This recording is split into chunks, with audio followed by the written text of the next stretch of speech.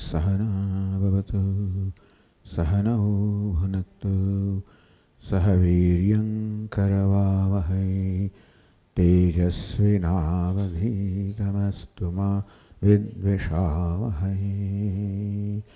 ॐ शान्ति शान्ति शान्तिः। ॐ पूर्णमदः पूर्णमिदं पूर्णात् पूर्णमुदच्यते पूर्णस्य पूर्णमादाय पूर्णमेवावशिष्यते। ॐ शान्ति शान्ति शान्तिः। श्रुतिस्मृतिपुराणानाम् आलयं करुणालयं नमामि भगवत्पादं शङ्करं लोकशङ्करं शङ्करं शङ्कराचार्यं केशवं बादरायणं सूत्रभाष्यकृतौ वन्दे भगवन्तौ पुनः पुनः। ईश्वरो गुरुरात्मेति मूर्तिभेदविभागिने व्योमवद्व्याप्तदेहाय दक्षिणामूर्तये। ॐ पार्थाय प्रतिबोधितां भगवता नारायणेन स्वयं व्यासेन ग्रथितां पुराणमुनिना मध्ये महाभारतम् अद्वैतामृतवर्षिणीं भगवतीम् अष्टादशाध्यायिनीम् अम्ब त्वामनुसन्दधामि भगवद्गीते भवद्वेषिणीम्। यं ब्रह्मा वरुणेन्द्ररुद्रमरुतः स्तुन्वन्ति दिव्यैस्तवैः वेदैः साङ्गपदक्रमोपनिषदैः गायन्ति यं सामगाः। ध्यानावस्थिततद्गतेन मनसा पश्यन्ति यं योगिनः यस्यान्तन्न विदुःसुरासुरगणाः देवाय तस्मै नमः। मय्येव मन आधत्स्व मयि बुद्धिं निवेशय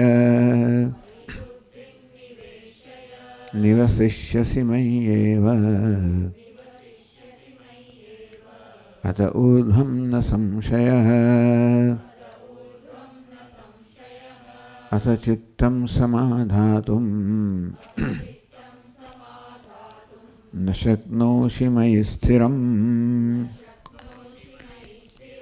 अभ्यासयोगेन ततः मामिच्छाप्तुं धनञ्जय। अभ्यासेऽप्यसमर्थोऽसि मत्कर्म परमो भव मदर्थमपि कर्माणि कुर्वन् सिद्धिम् अवाप्स्यसि।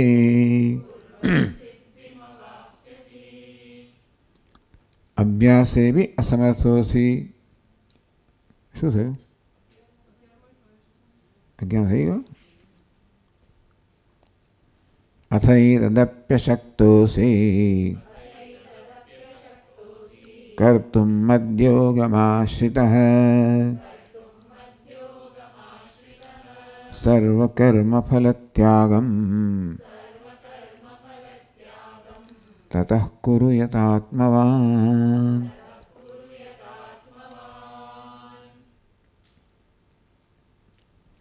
मयि समर्पितेषु सत्सु कर्मसु બધા જ કર્મો જ્યારે મને સમર્પિત કરવામાં આવે છે પરાર્થેષુ એવ તો જે કર્મ કરીએ અન્ય માટે કરવામાં આવે છે ભગવાનને સમર્પિત થયા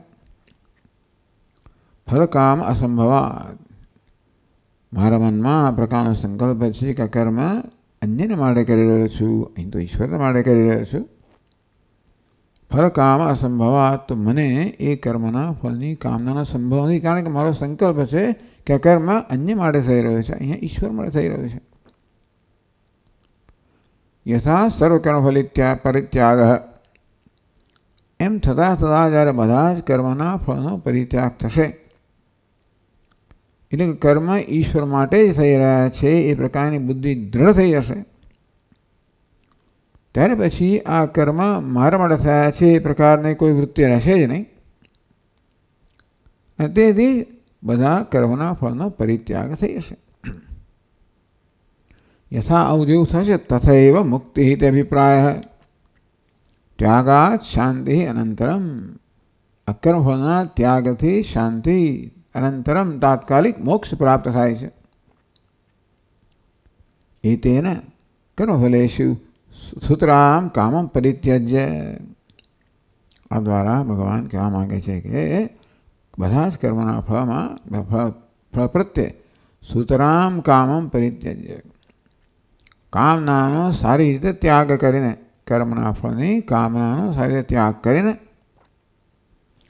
ઈશ્વર બુદ્ધ્યા,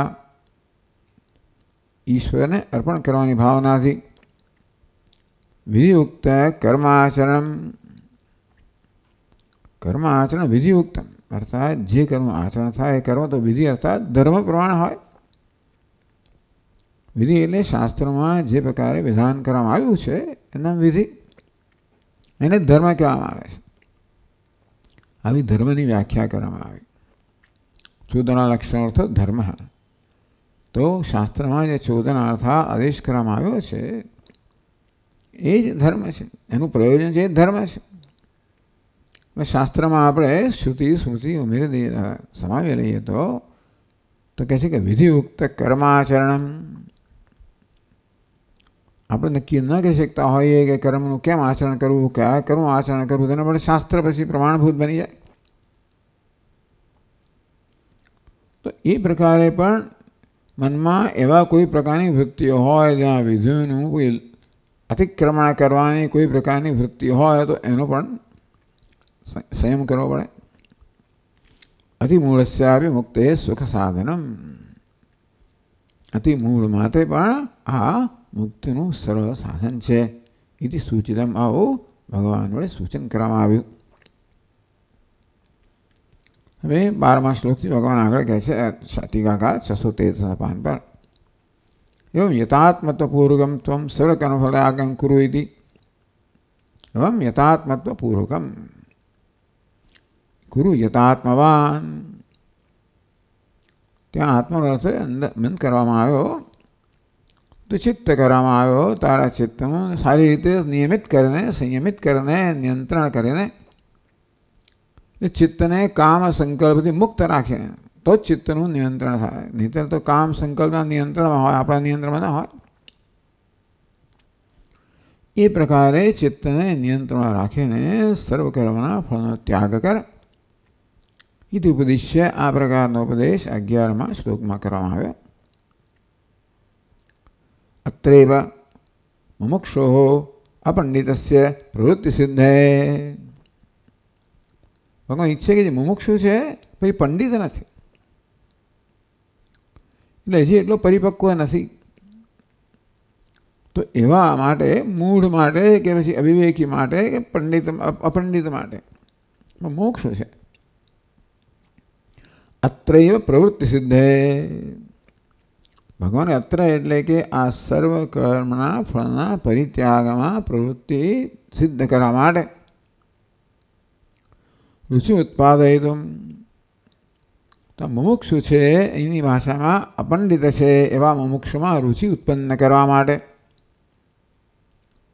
એના એ માટે લાઇકિંગ, તો કે એના માટે આસક્તિ ઉત્પન્ન કરવા માટે, ગમો ઉત્પન્ન કરવા માટે, એનો ઉત્સાહ જન્માવા માટે, સર્વકર્મફળ ત્યાગ એવ સર્વેભ્ય મોક્ષ સાધન ઉત્તમ સાધનમેથી. કયું સાધન ઉત્તમ છે તો અધિકારી પર આધાર રાખે છે. કઈ દવા ઉત્તમ છે તો વ્યાધિ અને રોગી પર આધાર રાખે છે. કશી વસ્તુ, બધી વસ્તુ ઉત્તમ હે હંમેશા તે પણ કોઈને કોઈ સંદર્ભમાં, કોઈની કોઈ તુલનામાં, કોઈને કોઈ પરિપ્રેક્ષ્યમાં એ પ્રકારે ઉત્તમતા નક્કી થાય. તેમ સાધનની ઉત્તમતા પણ હંમેશા સાધકને ધ્યાનમાં રાખીને નક્કી થાય. જે પ્રકારનો સાધક હોય, અહીં જેની ટીકાકારે મુમુક્ષુ અને પંડિત એવો સાધક કયો, અર્થાત જે પોતે બહુ વિચારી શકે એમ નથી. અત્યાર સુધી ભગવાને જે ઉપદેશ કર્યો એ વિચારવાની ક્ષમતા હોય તો સાધક પોતે જ નક્કી કરી શકે કે કયા સાધન કર્યો ક્રમ છે. બે પ્રકારનું પાંડિત્ય કે વિવેક કે સૂક્ષ્મતા ન હોય તો પછી એને પસંદગી કરવામાં સરળતા પડે. કઈ પસંદગી? એને એ જે સાધન માટે યોગ્ય છે અથવા જે સાધન એના માટે યોગ્ય છે એની પસંદગી જાતે જ કરે. જાતે કરે એટલે કે બહુ વિચાર કર્યા વગર, એટલે એનામાં આકર્ષણ જન્માવા માટે, ઉત્સાહ જન્માવા માટે. રુચિ ઉત્પાદયિતુમ સર્વકર્મ ફલત્યાગ એવ સર્વેભ્ય, તો કે આ છેલ્લે કોઈ સર્વકર્મના ફળનો ત્યાગ છે. સર્વેભ્ય મોક્ષ સાધન ઉત્તમ સાધનમ, મોક્ષના બધા સાધનોમાં સર્વકર્મ ફળનો પરિત્યાગ છે એ ઉત્તમ સાધન છે. એમ કહીને ભગવાન આની સ્તુતમ સ્તૌતી, સર્વકર્મ ફળના પરિત્યાગ સાધનની ભગવાન સ્તુતિ કરે છે.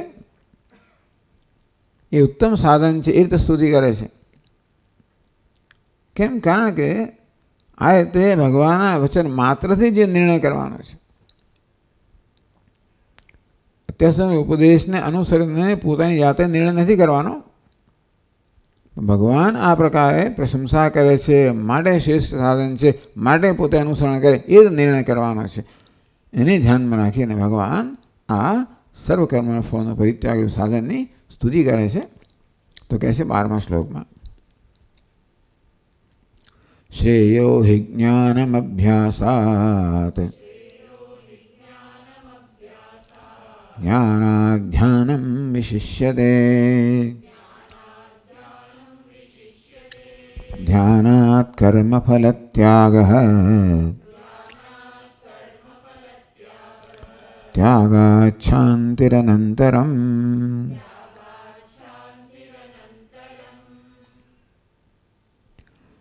શ્રેયો હિ જ્ઞાનમ અભ્યાસાત, અભ્યાસાત જ્ઞાનમ શ્રેય પ્રશસ્યતર. ટૂંકમાં અભ્યાસ પ્રશસ્યતર આમાં તો કે જ્ઞાન અભ્યાસ કરતા જ્ઞાન ચડિયાતું છે. આ શ્રેયસ શબ્દ છે ને એ તુલનાત્મક છે, બેની તુલનામાં. એટલે પ્રશસ્યતર, તો આ પ્રકારે પ્રશસ્ય છે એનો આદેશથી શ્ર થયો એટલે યશ પ્રત્યય આગળ શ્રેયસ થયો. યશ પ્રત્યય છે તુલનામાં ચડિયાતું અને ઈષ્ટ એટલે શ્રેષ્ઠ. આ પ્રકારે જ્ઞાન અને અભ્યાસ આ બેમાં જ્ઞાન અભ્યાસ કરતા જ્ઞાન શ્રેષ્ઠ છે, પ્રશસ્યતર છે, વધારે ચડિયાતું છે, વધારે ઉત્કૃષ્ટ છે. જ્ઞાનાત ધ્યાનમ વિશિષ્યતે, જ્ઞાન કરતા ધ્યાન ચડિયાતું છે. ધ્યાનાત કર્મફલ ત્યાગ, ધ્યાન કરતા પણ કર્મફળનો ત્યાગ ચડિયાતો છે. વિશિષ્યતે કહો કે શ્રેય કહો. ત્યાગાત શાંતિ અનંતરમ. કેમ? આ ત્યાગથી અનંતરમ તરત જ શાંતિ પ્રાપ્ત થાય છે, અથવા ત્યાગ પછી શાંતિ પ્રાપ્ત થાય છે એમ કહો. તો 674 પાનથી ટીકાકાર શ્લોક સમજાવે છે.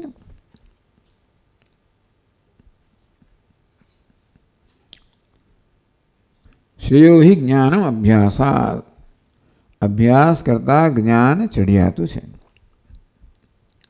કે મુમુક્ષો કોને માટે વાત થઈ રહી છે? મુમુક્ષ માટે વાત થઈ રહી છે. અભ્યાસાત, અભ્યાસ કોને કહો?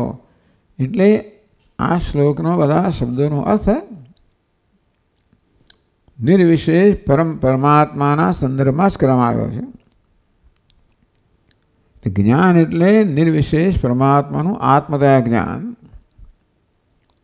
આત્મા और દ્રષ્ટવ્ય, શ્રોતવ્ય, મંતવ્ય, નિધિધ્યાસિતવ્ય.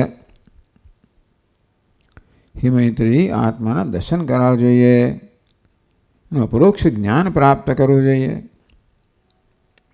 ભગવાન કેવી રીતે?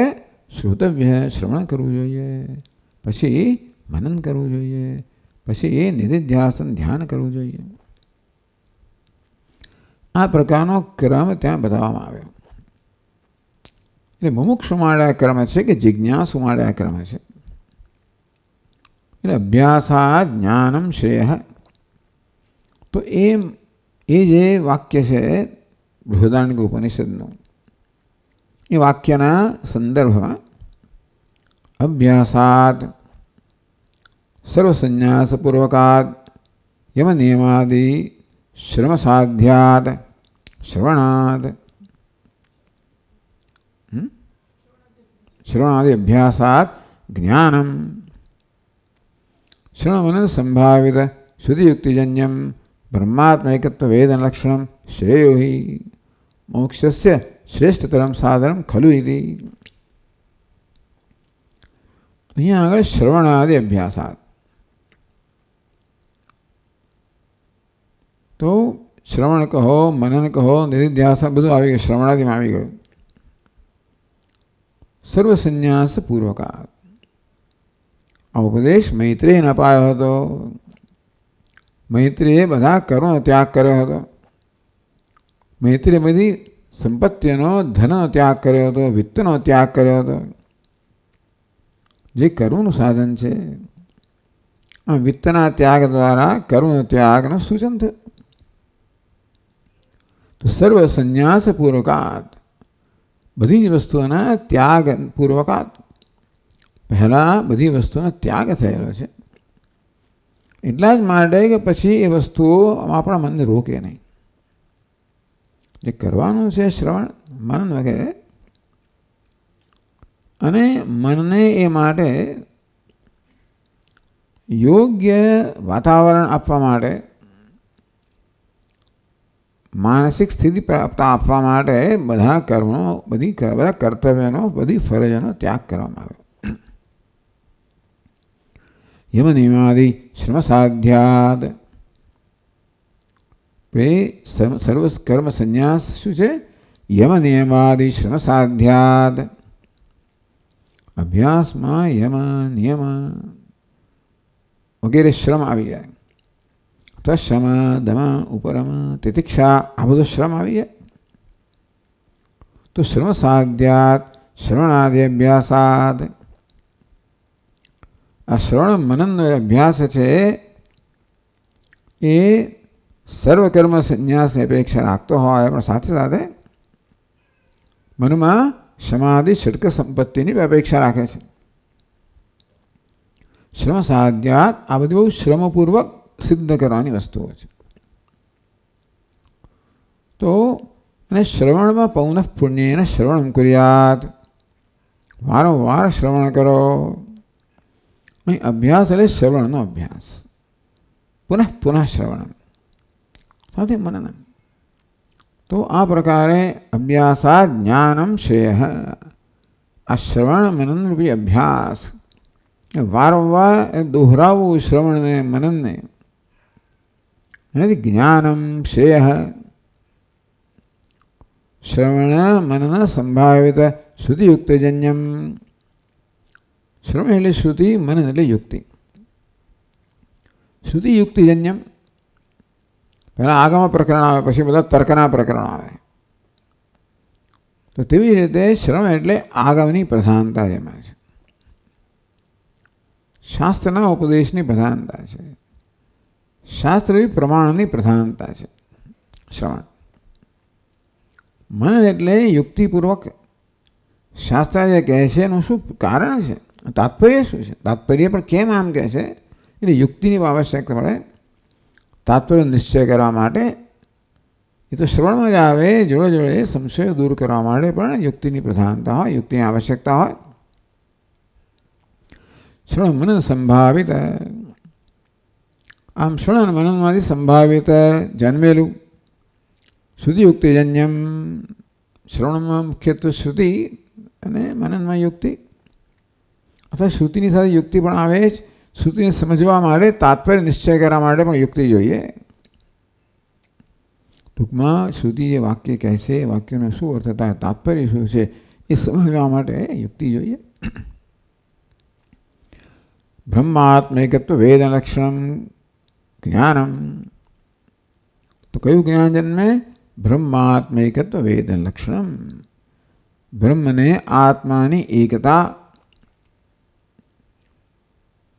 નું જ્ઞાન એ જેનું લક્ષણ છે, એ બ્રહ્મને આત્માની એકતા જેનું લક્ષણ છે એવું જ્ઞાન. શ્રેય સ્વાભાવિક છે.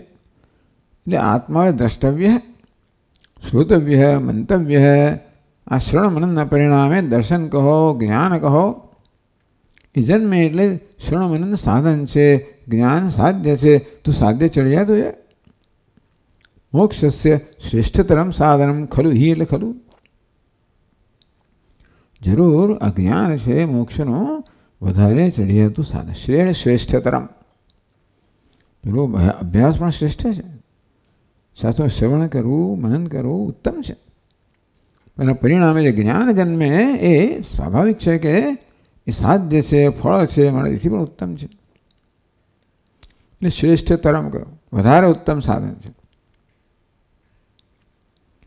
શ્રેયો હિ જ્ઞાન અભ્યાસ. હિ શબ્દ સર્વશાસ્ત્ર પ્રસિદ્ધ દ્યોતનાથ. બધા શાસ્ત્રો કહે છે કે ઉપાય કરતા ઉપેય ચડિયાતો છે. તો શ્રવણ મનન ઉપાય છે, જ્ઞાન ઉપેય છે, સ્વાભાવિક છે કે ચડિયાતું છે. અને શાસ્ત્ર પણ કહે છે શ્રેયો હિ જ્ઞાન અભ્યાસાત જ્ઞાનાદ ધ્યાનમ વિશિષ્યતે. જ્ઞાનસ્થ પ્રતિબંધકાત. શ્રવણ મનથી જ્ઞાન જન્મે, પ્રતિબંધક સહિતનું જન્મે. દેહાત બુદ્ધિ હજી બાકી રહી ગયો પ્રતિબંધક, એટલે એને સપ્રતિબંધક જ્ઞાનમ કહ્યું. પ્રતિબંધ સહિતનું જ્ઞાન. કયો પ્રતિબંધ? દેહાત બુદ્ધિ પ્રતિબંધ. સપ્રતિબંધકાત પ્રતિબંધ નિવૃત્તિ કારણ ધ્યાનમ એટલે નિધિધ્યાસન. નિધિધ્યાસન શેને મળે છે? આ દેહાત્મા બુદ્ધિરૂપી પ્રતિબંધમાંથી મુક્ત થવા માટે. સજાતીય પ્રત્યાવૃત્તિ લક્ષણમ. બ્રહ્માત્મૈકત્વ સજાતીય પ્રત્યય. બ્રહ્માત્મૈકત્વનો પ્રત્યય. હું અહમ બ્રહ્માસ્મિ એ પ્રકારનો પ્રત્યય, એ પ્રકારનું માનસિક દર્શન. માત્ર વૃત્તિને અહીંયા નહીં, પણ વૃત્તિનું જે અર્થ છે હું બ્રહ્મ છું એ દર્શન જે છે એની આવૃત્તિ કરવાની. સજાતીય એ જ પ્રકારના પ્રત્યયની આવૃત્તિ. એટલે એમાં પછી બીજી વૃત્તિઓ આવી જાય. પેલા દેહાત બુદ્ધિને કારણે હટાવતા હટાવતા છેવટે આ જે સજાતીય પ્રત્યય છે અહમ બ્રહ્માસ્મિ એ બ્રહ્માત્મૈક્ય વૃત્તિ છે એ ધીમે ધીમે પ્રતિષ્ઠિત થાય. આવું ધ્યાન વિશિષ્યતે. આ નિધિધ્યાસન કારણ કે જ્ઞાનમાં નિષ્ઠા પ્રાપ્ત કરાવનારો છે. પણ સ્વાભાવિક છે કે એ જ્ઞાન પ્રતિબંધ સહિતનું હોય ત્યારે એટલું ઉપયોગી થતું નથી. પ્રતિબંધકો વચમાં આવે ને એ જ્ઞાનથી આપણને વંચિત રાખે. ખૂબ સાવધાની હોય તો પેલી દેહાત બુદ્ધિ ન હોય, જો સાવધાન ન હોય તો દેહાત બુદ્ધિ કદાચ મારા મનનો કબજો લઈ લે અને તો પછી એ જ્ઞાન મને ઉપયોગી ન થાય. એટલે આ પ્રકારની દેહાત બુદ્ધિને વાસના કહેવામાં આવે છે. રહી ગઈ હોય તો હજી પૂરી કરવા માટે દૂર કરવાનો બીજો જન્મ લેવો પડે. જન્માદિ હેતો અવિદ્યા કામ સંકલ્પાદિ પ્રતિબંધસ્ય નિવર્તકત્વાત. આ નિધિધ્યાસનું જે ધ્યાન છે એ જન્માદિ હેતુ, જન્મ વગેરે. જન્મ લો એટલે દેહ ગ્રહણ થાય એટલે પછી જે કે જન્મ મૃત્યુ જરા વ્યાધિ સુખ દુઃખ આ બધો સંસાર.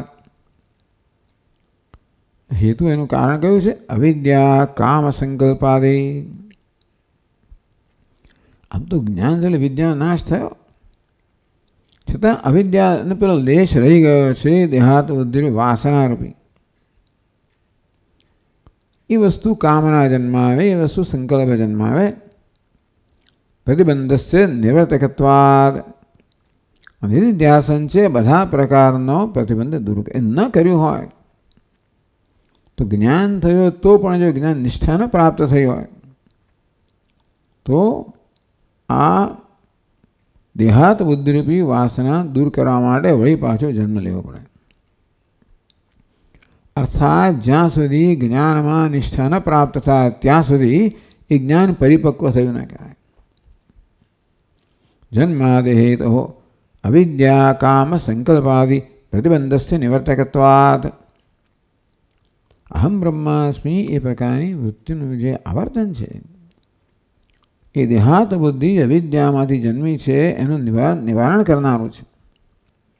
અને તેથી આ જે ધ્યાન છે એ અવિદ્યા કામ સંકલ્પ, અવિદ્યાનો લેશ હોય તો કામ જન્મે, સંકલ્પ જન્મે, એ જે કંઈ પ્રતિબંધ રહ્યો હોય એ બધાને દૂર કરનાર હોવાને કારણે તો એ હોય તો જન્મ થાય પાછો. જે મહાપુરુષો બધા બહુ બધા જન્મ લે છે, લગભગ જન્મથી મુક્ત એવું જ આપણને લાગે, કંઈક રહી ગયું છે પ્રતિબંધ જે દૂર થતાં પછી જીવન મુક્ત છે. પણ જીવન મુક્તનો જન્મ ના થાય. જન્મ્યા પછી જીવન મુક્તિ પ્રાપ્ત થઈ એનો અર્થ એ હતો કે જીવન મુક્તિ આડે કંઈક અવરોધ હતો, જેને કારણે આવા મહાપુરુષે પણ જન્મ લેવો પડ્યો. વામદેવજીને તો માત્ર માતાના ગર્ભમાં એટલું પણ પ્રારબ્ધ પૂરું કરવું પડે, અથવા એમનું કર્મ પૂરું કરવું પડ્યું. જે હોય તે વિશિષ્ટતરમ ભવતી. તો આ નિધિધ્યાસન જે આ જ્ઞાનમાં નિષ્ઠા પ્રાપ્ત કરાવનારું છે, આ રીતે બધા જ પ્રતિબંધકો જે રહ્યા છે બધા પ્રત્યેક અવસ્થામાં કે પ્રત્યેક તબક્કામાં પ્રતિબંધો દૂર થાય છે. મોક્ષ આડે જ્ઞાન નિષ્ઠા આડે જે પ્રતિબંધકો છે એ પહેલા દિવસથી દૂર થાય એ પ્રકારના સાધનની પરંપરા છે. સર્વ કર્મના ફળનો પરિત્યાગ એ પણ આમ કર્મફળ પ્રત્યે આસક્તિ છે એ મને આત્માથી વંચિત રાખનારી છે, માટે એ બધા બહિર્મુખતા મહાન અવરોધ છે. શેમાં? જ્ઞાન નિષ્ઠામાં અને જ્ઞાન પ્રાપ્તિમાં જ. પણ ચાલો એટલે મોક્ષમાં સૌથી સ્થૂળ અવરોધ કયો છે? બહિર્મુખતા. પરાંચિકાની વ્યતૃણ સ્વયંભૂ. આમ ભગવાને આપણા મનને આ વિષયોમાં આસક્તિ સાથે જન્મ આપ્યા છે. પણ મનની આ પ્રકારની વૃત્તિ છે કે બહાર ભ્રમણ કરતું હોય તો ત્યારથી માંડીને બહિર્મુખતાથી માંડીને આ દેહાત બુદ્ધિ સૂક્ષ્મ જે પ્રતિબંધ એ બધા પ્રતિબંધકો એક પછી એક સાધનો દૂર કરે છે. એટલે પ્રત્યેક સાધન મોક્ષનું સાધન છે. ક્રમે ક્રમે જ્ઞાન નિષ્ઠા એ મોક્ષનું સાક્ષાત સાધન છે. એ પગથિયું ક્યારે પ્રાપ્ત થાય એની આગળના પગથિયા આપણે સર કર્યા હોય ત્યારે એ સમજવાનું કે જે કંઈ થઈ રહ્યું છે બધું મોક્ષ માટે થઈ રહ્યું છે. જો કોઈ સાધનનો ઉપદેશ કરવામાં આવ્યો છે એનું એક જ પ્રયોજન છે મોક્ષ. વ્યવસાયાત્મિકા બુદ્ધિ એક કુરુનંદન. હે કુરુનંદન, આ મોક્ષ માર્ગમાં વ્યવસાયાત્મિકા બુદ્ધિ એક જ છે. કયો વ્યવસાય છે? મોક્ષ મારું ધ્યેય છે. એક જ વસ્તુ ઈચ્છું છું, મોક્ષ ઈચ્છું છું, આ પ્રકારનો નિશ્ચય જન્મ્યા હોય એ નિશ્ચય છે નહીં આપણે દોરી જાય છેક સુધી. આપણા મનને આડું જતાં કોણ રોકે છે? આ નિશ્ચય. મને શું જોઈએ છે? મોક્ષ જોઈએ છે. અત્યારે હવે જે કરવા જઈ રહ્યો છે મોક્ષનું સાધન છે કે નહીં એ પ્રકારે દરેકને કસોટીએ ચડાવો તો પછી દરેક પરિસ્થિતિમાં હું યોગ્ય નિર્ણય કરી શકું, યોગ્ય પસંદગી કરી શકું. ભૂલ થાય મારાથી પણ તમને ખબર પડે કે આ ભૂલ થઈ, પછી સુધારી લેવાય. એ રીતે પ્રતિબંધસ્ય નિવર્તકત્વાદ, આ પ્રત્યેક સાધન પ્રતિબંધકનું નિવર્તન કરે છે. પ્રત્યેક પછીનું સાધન છે એ વધારે સૂક્ષ્મ પ્રતિબંધની નિવૃત્તિ કરનાર છે. સૂક્ષ્મતમ પ્રતિબંધ છે આ દેહાત બુદ્ધિ, એનું નિવર્તન કરનાર છે આ ધ્યાન, નિધિધ્યાસન રવિ ધ્યાન. માટે વિશિષ્ટતરમ ભવતી. પેલું વિશિષ્ટ ચડિયાતું આ એથી પણ ચડિયાતું. જ્ઞાનાદ ધ્યાનમ વિશિષ્યતે. બસ એટલે ભગવાને બધા સાધનો કહી દીધા. નિરુક્ત લક્ષણા ધ્યાનાદ, આ પ્રકારના નિરુક્ત જેની વ્યાખ્યા કરવામાં આવી એ પ્રકારનું ધ્યાન કયું? સજાતે પ્રત્યાવૃત્તિ લક્ષણમ ધ્યાનમ. અહમ બ્રહ્માસ્મિ એ પ્રકારની પ્રવૃત્તિનું પ્રવૃત્તિને દોહરાવી એ પ્રકારનું ધ્યાન, નિધિધ્યાસન, એના વિશેષ પ્રકારના ધ્યાનની વાત કરવામાં આવી. આ બધા શ્લોકનો સગુણ બ્રહ્મના સંદર્ભમાં અર્થઘટન કરવામાં આવે તો ધ્યાન કેવું થાય? સગુણ બ્રહ્મનું ધ્યાન થાય. તો ત્યાં અભ્યાસ શું થાય? તો કે ભગવાનની પૂજા અર્ચના વગર અભ્યાસ થાય. એના કરતાં ધ્યાન ચડિયાતું છે, એના કરતાં જ્ઞાન અભ્યાસ કરતાં જ્ઞાન ચડિયાતું, ત્યાં જ્ઞાન કરતાં ધ્યાન ચડિયાતું. કારણ કે તો કે સગુણ બ્રહ્મના સંદર્ભમાં જાણવા કરતાં સાક્ષાત્કાર ચડિયાતો છે. અહીંયા ત્યાં આગળ જ્ઞાન એ ધ્યાનનું સાધન છે. જ્ઞાન એટલા માટે જ્ઞાના ધ્યાનમ વિશિષ્યતે, એટલે સગુણ બ્રહ્માંડનો શ્લોક છે એ જાતનું અર્થઘટન ત્યાં કરવામાં આવે. જ્ઞાનને સપ્રતિબંધક જ્ઞાન કહેવામાં આવ્યું અને ધ્યાનને પ્રતિબંધ નિવૃત્તિનું સાધન કહેવામાં આવ્યું. એ પ્રકારે જ્ઞાન કરતાં ધ્યાન એવું અર્થઘટન કરવામાં આવ્યું. કેમ? કારણ કે આ નિર્વિશેષ બ્રહ્મના સંદર્ભમાં આ બધા શ્લોકોનું અર્થઘટન થઈ રહ્યું છે. એટલે ભક્તિયોગ પણ માત્ર નિર્વિશેષ બ્રહ્મની ભક્તિ જ છે. સગુણ બ્રહ્મનું ધ્યાન કરવામાં આવે એ પણ શેના માટે? છેવટે નિર્ગુણ બ્રહ્મના જ્ઞાન માટે જ કરવામાં આવે છે. નિરુક્ત લક્ષણા ધ્યાનાત કર્મફળ ત્યાગો વિશિષ્યતે. એવું ધ્યાન જે જ્ઞાન નિષ્ઠાનું એ ધ્યાન કરતા પણ કર્મફળ ત્યાગ વિશિષ્યતે. વિશિષ્યતે છે ઉપર એ અહીંયા લેવામાં આવે. ધ્યાનાત કર્મફળ ત્યાગ વિશિષ્યતે પહેલી પંક્તિનો છેલ્લો શબ્દ છે એને જોડવામાં આવ્યો ક્રિયાપદને. મનોનૈશલ્યસ્ય અતિ દુર્લભત્વાત વિપરીત પ્રત્યય નિવારણસ્ય અભી અતિ દુષ્કરત્વાત નિત્ય નિરંતર પ્રયત્નૈક સાધ્યત્વાચ ધ્યાનમ મહત્તર ક્લેશ સાધ્યમ યતઃ. તો ધ્યાન ચડિયાતું નથી એટલા આપણે નહીં. ધ્યાન સૌથી ચડિયાતું સાધન તો કહેવામાં આવ્યું. પણ ધ્યાન છે ને અત્યંત ક્લેશ જન્માવનારું છે. જે ધ્યાન માટેની યોગ્યતા ધરાવતું ન હોય એના માટે અત્યંત ક્લેશ જન્માવનારો છે. કોઈ પણ સાધનની યોગ્યતા ન હોય તો એ ક્લેશ જન્માવે છે. મનોનૈશલ્યસ્ય અતિ દુર્લભત્વાત. ધ્યાન માટે મનની નિશ્ચલતા જોઈએ, સમાધાન જોઈએ, ચિત્તની એકાગ્રતા જોઈએ. જે અત્યંત દુર્લભ છે એ સમાધિ, સંપત્તિ વગેરે આ બધું પ્રાપ્ત થયું તો પછી સમાધાન પ્રાપ્ત થાય. એ ન હોય તો મનની નિશ્ચયતા અત્યંત દુર્લભ છે.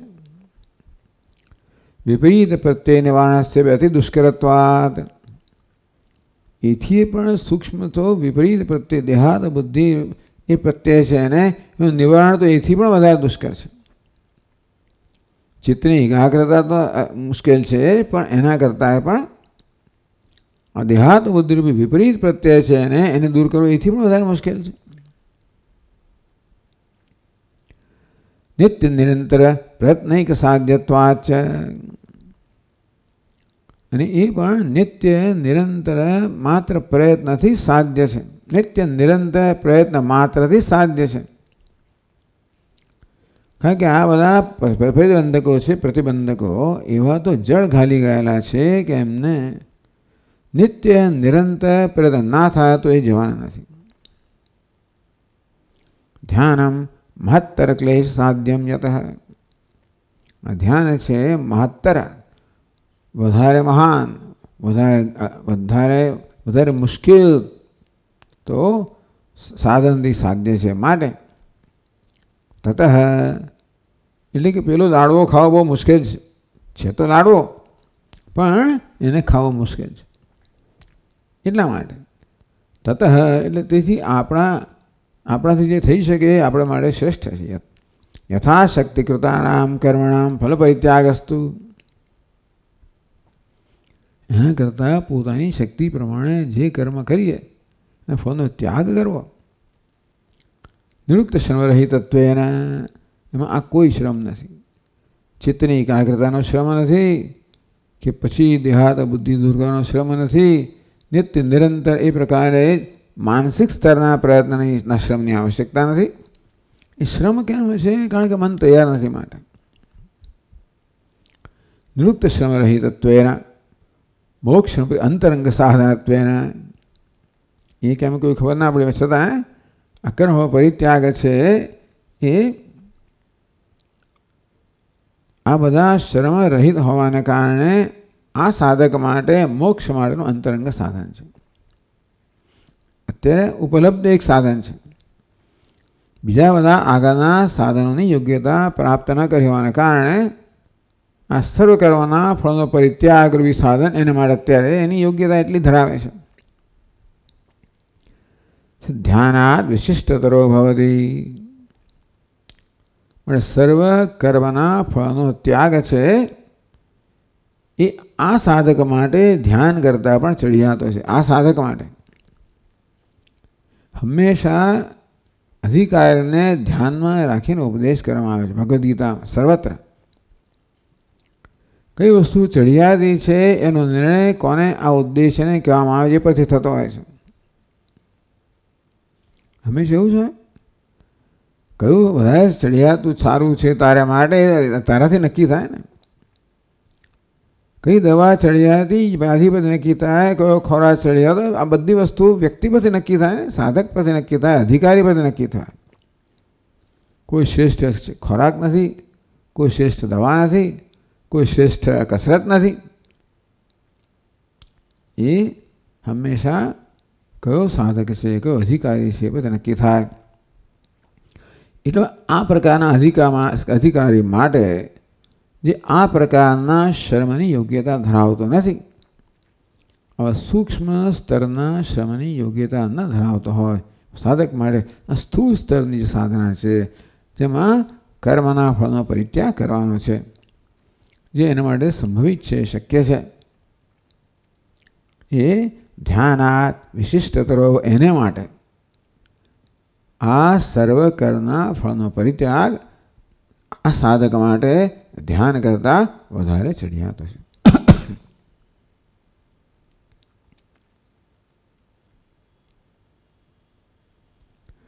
કામનાશકત્વ ધર્મસ્ય ઉભયત્ર તુલ્યત્વે બી. બંને કામના નાશક તો છે જ. કર્મના ફળનો ત્યાગ કામનાનો નાશ કરનારું છે. પેલું ધ્યાન જે છે જ્ઞાન નિષ્ઠાનું સાધન એ બી કર્મનો નાશ કરનારું છે, કામનો નાશ કરનારું છે. એ અંશ છે ને બંનેમાં સમાન છે. ઉક્ત શ્રમ રહિતત્વે પરંતુ સર્વ કર્મ ફળનો પરિત્યાગ છે પેલા બધા શ્રમથી રહિત હોવાને કારણે તત શ્રેષ્ઠતરો ભવતિ ધ્યાનાત એટલે સર્વ કર્મફલ ત્યાગ ધ્યાનાત કર્મફલ ત્યાગ. એટલે આપણે ધ્યાન કરતા કર્મના ફળના ત્યાગને આ રીતે શ્રેષ્ઠ કહેવામાં આવ્યો. આ અધિકારી માટે જેની ધ્યાન માટે યોગ્યતા નથી, આ પ્રકારની યોગ્યતા ધરાવનારના માટે એને શ્રેષ્ઠ સાધન કહેવામાં આવ્યું. યદ અનુષ્ઠાનાત અનંતરમ ત્યાગાત શાંતિ અનંતરમ. ત્યાગાત એટલે યદ અનુષ્ઠાનાત જેના જે સર્વ કર્મ ફળના ત્યાગરૂપી સાધનના અનુષ્ઠાનથી અનંતરમ તાત્કાલિક ઉત્તરકાલે તરત જ એટલે પછીના તદ અનુષ્ઠાતુ સર્વકર્મ સંન્યાસવતઃ નિયતચિત્તસ્ય કામસંગાદ દોષ નિર્મુક્તસ્ય શુદ્ધ બુદ્ધે કર્મયોગિન સંસારોપશમ મોક્ષ સિદ્ધતિ ઇત્યર્થઃ. આ પ્રકારે સર્વકર્મના ફળના પરિત્યાગના પરિણામે એની પછી ઉત્તરકાલે તદ અનુષ્ઠાતુ આ સર્વકર્મ ફળના પરિત્યાગનું અનુષ્ઠાન કરનાર માટે સર્વકર્મ સંન્યાસવતઃ પછી સર્વકર્મનો સંન્યાસ આવે. નિયત ચિત્તસ્ય ચિત્તનું નિયંત્રણ આવે. કામ સંકલ્પાદિ દોષ નિર્મુક્તસ્ય આમ કામ સંકલ્પ વગેરે દોષે ચિત્ત મુક્ત થાય. શુદ્ધ બુદ્ધે ચિત્તને અંતઃકરણ શુદ્ધિ પ્રાપ્ત થાય. કર્મયોગીના આવા કર્મયોગ માટે સંસારોપશમા મોક્ષ સિદ્ધતિ ઇત્યર્થ. આ પગથિયું છે એટલે પછીના પગથિયા એક પછી એક પ્રાપ્ત થવાના જ છે. તો પહેલું પગથિયું છે એ બીજા પગથિયા માટેની તૈયારી આપોઆપ જ ઉત્પન્ન કરે છે. એ રીતે જેમ સાધન પંચકમમાં કેટલા બધા 40 પગથિયા કહેવામાં આવે. પ્રત્યેક પહેલું પગથિયું છે પછીના પગથિયા માટેની તૈયારી રૂપ છે. એ પ્રકારે આ સર્વ કર્મ ફળ પરિત્યાગ રૂપી સાધન અપનાવવામાં આવે તો પછી પરંપરાથી આપણને મોક્ષ સિદ્ધતિ. શાંતિ કહો ઉપશમ કહો. શાંતિ સંસાર ઉપશમ શાંતિ ઉપશમ. ઉપશમ છે સંસારનો ઉપશમ એટલે સંસારનો નાશ જે છે એ પ્રકારની શાંતિ અનર્થનો નાશ. તો દુઃખનો સંતાપનો શોકનો વિષાદનો નાશ. એવો મોક્ષ છે એ આત્યંતિક દુઃખ નિવૃત્ત લક્ષણ મોક્ષ છે. સિદ્ધતિ એ સિદ્ધ થાય છે.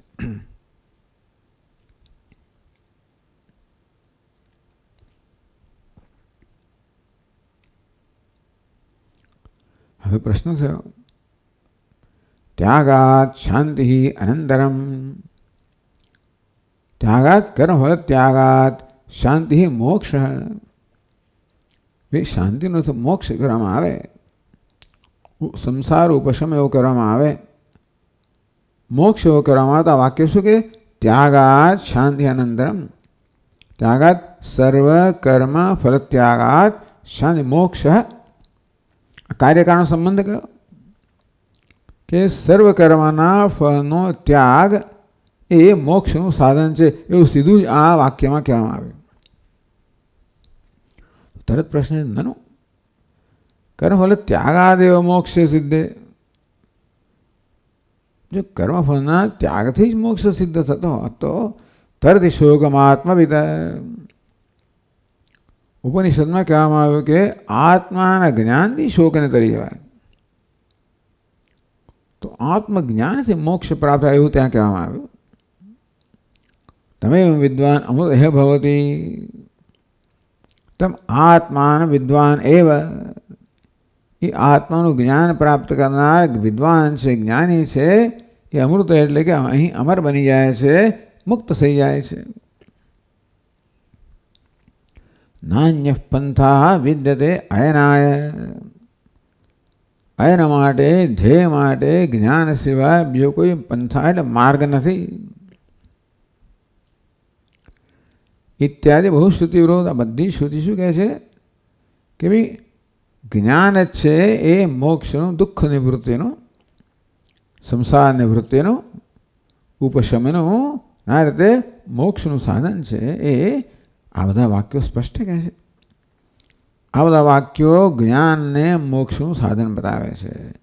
ત્યારે ભગવાન કહે છે ત્યાગા શાંતિ અનંતરમ.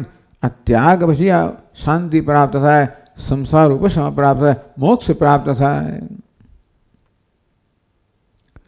ઇત્યાદિ બહુ શ્રુતિ વિરોધ.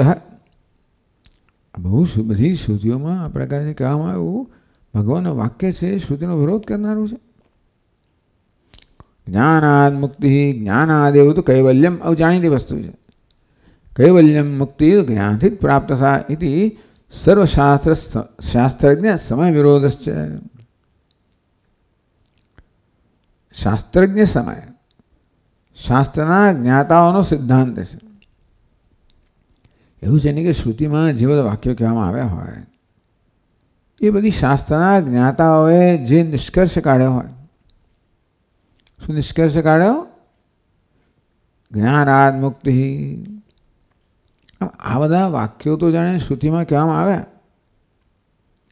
એ વાક્યોનો અર્થ શું થાય એ તો શાસ્ત્રજ્ઞો નક્કી કરે. શાસ્ત્રના જ્ઞાતાઓ નક્કી કરે તાત્પર્ય, અને એ લોકો કયા તાત્પર્ય પર આવ્યા, કયા નિષ્કર્ષ પર આવ્યા? જ્ઞાનાદ મુક્તિ હતી.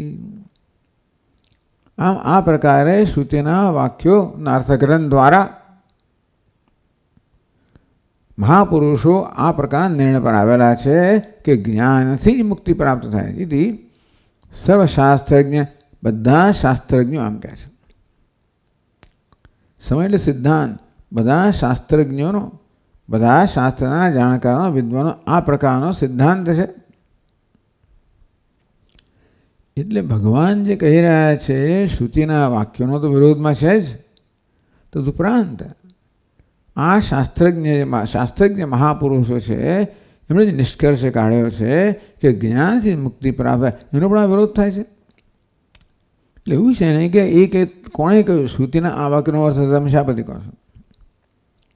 શ્રુતિના તમે જે વાક્યો કહ્યા એનો અર્થ એવો જ થાય કે જ્ઞાનથી મુક્તિ થાય એ પ્રકારનો અર્થ તમે કરો છો, એવું શા પછી કહો છો? અમે નથી કહેતા, આ તો બધા શાસ્ત્રજ્ઞો કહે છે. આ બધા વાક્યો પરથી એમણે નિર્ણય કર્યો કે જ્ઞાનાદ મુક્તિ, જ્ઞાનથી જ મુક્તિ પ્રાપ્ત થાય છે. એ પ્રકારે એમના નિર્ણયથી પણ આ વિરુદ્ધ થશે. એટલે છે જો આવું તમારો આવી શંકા હોય, આવો વિરોધ હોય ના, તો કે ના, ટૂંકમાં ભગવાનના વાક્યનું અર્થઘટન એવું ન થાય કે જે શાસ્ત્રના અર્થઘટનથી વિરુદ્ધ હોય. ત્યાગા શાંતિ અનંતરમિત્યસ્ય વાક્યસ્ય કર્મફલ ત્યાગ સ્તુતિપરત્વાત. આ વાક્યને આપણે શબ્દશઃ લેવાનું નથી. એ શું છે? અર્થવાદ છે. અર્થવાદ કર્મફલ ત્યાગ સ્તુતિપરત્વાત. તો આપણે જેનું વિધાન કરવું હોય ને એમાં વ્યક્તિને પ્રોત્સાહિત કરવા માટે એના ફળની સ્તુતિ કરવામાં આવે. સેલ્સમેન જે વેચવા માગતો હોય એ પોતાનો માલ એની તો સ્તુતિ કરે જ ને. પેલા રુચિ ઉત્પન્ન કરવા માટે, તે રીતે સાધકમાં રુચિ ઉત્પન્ન કરવા માટે, શેમાં? કર્મફળના ત્યાગરૂપી સાધનમાં રુચિ ઉત્પન્ન કરવા માટે ભગવાને કર્મફળના ત્યાગરૂપી સાધનની અહીંયા સ્તુતિ કરી, પ્રશંસા કે અર્થવાદ છે. એટલે કે એને એ સ્વાર્થમાં લેવાનું નથી, મુખ્ય અર્થમાં લેવાનું નથી. સ્તુતે પ્રવૃત્તિ પ્રરોચનાર્થત્વાદ છે. સ્તુતિ શાને માટે છે? પ્રવૃત્તિ પ્રરોચનાર્થત્વાદ. સ્તુતિ છે એ પ્રવૃત્તિ કરવા માટે અને રુચિ ઉત્પન્ન કરવા માટે છે. એટલે કે આ પ્રકારનું સાધન અપનાવવા માટે, આ પ્રકારના સાધનો પ્રવૃત્તિ જન્માવવા માટે એમાં રુચિ જન્મવી જોઈએ તો પ્રવૃત્તિ થાય. તો પ્રરોચન માટે, રુચિ ઉત્પન્ન કરવા માટે, ઉત્સાહ જન્માવવા માટે ભગવાન આ સાધનની સર્વકર્મ ફળ પર ત્યાગરૂપી સાધનની સ્તુતિ કરે છે.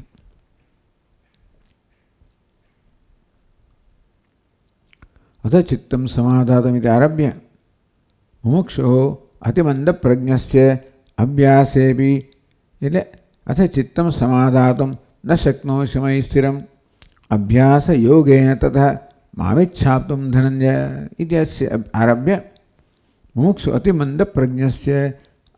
પછી અભ્યાસે બી અસમર્થોસી ઈશ્વરોદ્દેશન કૃતે કર્મ અપી અશક્તસ્ય. પછી કર્મ તું તો અભ્યાસ અસમર્થોસી મત કર્મ પરમો ભવ મન કર્માણી કુંસી વાપસે અથતૈદપી શક્તોસી. ભાઈ મારે માટે કર્મ કરવા માટે શક્તિમાન ના હોય તો ઈશ્વરોદ્દેશેન કર્તવ્ય કર્મ અશક્તસ્ય મદર્થમ અભી કર્માણી કરું. મને ઉદ્દેશ્યને મને પ્રસન્ન કરવા એ પણ જો નહીં થઈ શકતો હોય તો ચિત્ત શુદ્ધિ સાધન કરણીયતયા કર્મફલ ત્યાગસ્ય તતઃ કુરુ યથાત્મવાન. ચાલ ભાઈ, બધા કર્મ મને સમર્પિત ના કરી શકતો હોય તો કર્મનું ફળ મને સમર્પિત કર. આમ ચિત્ત શુદ્ધિ સાધન ત્યાગ છે ને ચિત્તની શુદ્ધિનું સાધન છે. છેવટનો ત્યાગ છે દેહાત બુદ્ધિ છેવટનો ત્યાગ છે. અને ત્યાગનો પ્રારંભ થાય કર્મફળની આસક્તિના ત્યાગથી. એટલે આ રીતે ભગવાન સરળ સાધનથી શરૂ કરે છે. તો ચિત્ત શુદ્ધિ સાધનત્વ એને કારણ કે ચિત્તની શુદ્ધિ જ આખી સાધના છે. એટલે પ્રત્યેક તબક્કે ચિત્તની વધુને વધુ શુદ્ધિ થતી જાય અને જ્યારે દેહાત બુદ્ધિ સંપૂર્ણ નષ્ટ થતા ચિત્ત અત્યંત શુદ્ધ થઈ ગયું. એટલે વિશુદ્ધ સત્વથી પણ આગળ શુદ્ધિથી પણ પર થઈ જાય. એમ કહી શકાય કે આ બધી સાધના છે ને માટે ચિત્તની શુદ્ધિ માટે છે.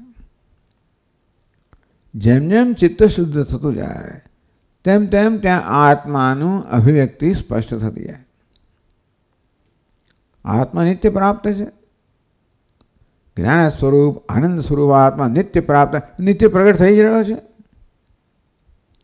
માત્ર ચિત્તની અશુદ્ધિ છે એને પ્રગટ થતા અભિવ્યક્ત થતા અથવા તો આપણા અનુભવનો વિષય બનતા એમાં એ અવરોધરૂપ છે. ચિત્તની અશુદ્ધિ. છેવટે અશુદ્ધિ છે અવિદ્યા. અવિદ્યા કામ કર્મ એટલે કર્મથી શરૂ કરો, કામ દિશા, પછી અવિદ્યા.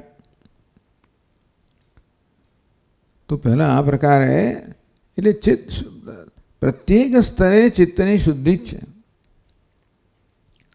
ધીમે ધીમે ધીમે અશુદ્ધિ સૂક્ષ્મ બનતી જાય તેમ સાધન પણ સૂક્ષ્મ બનતું જાય. તો સૂક્ષ્મ અશુદ્ધિ દૂર કરવા માટે સાધન પણ સૂક્ષ્મ જોઈએ. ચિત્ત શુદ્ધિ સાધનત્વેન કરણીયતયા કર્મફળ ત્યાગસ્ય વિધાનાત. આમ અહીંયા કર્મફળનું જે રૂપી સાધન છે વિધાન શા માટે કર્યું છે? ચિત્ત શુદ્ધિ માટે.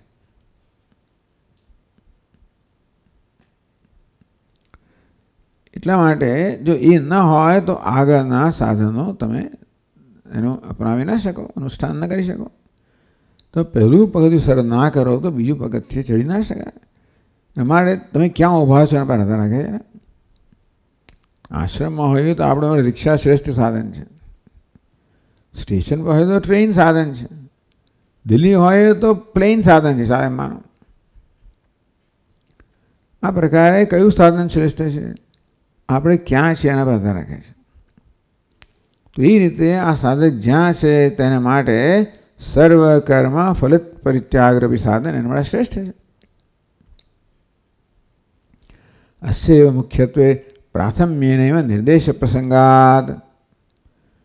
અંતેથી અસ્યૈવ મુખ્યત્વે આ સાધક માટે આ જ મુખ્ય છે. એના માટે પ્રાથમ્યેનૈવ નિર્દેશ પ્રસંગાદ એટલે પ્રથમ એનો નિર્દેશ કરે છે. કારણ કે એમ કહે છે કે આ સર્વશ્રેષ્ઠ સાધન છે. કોના માટે? પેલા સાધન માટે જેની તૈયારી એના માટે.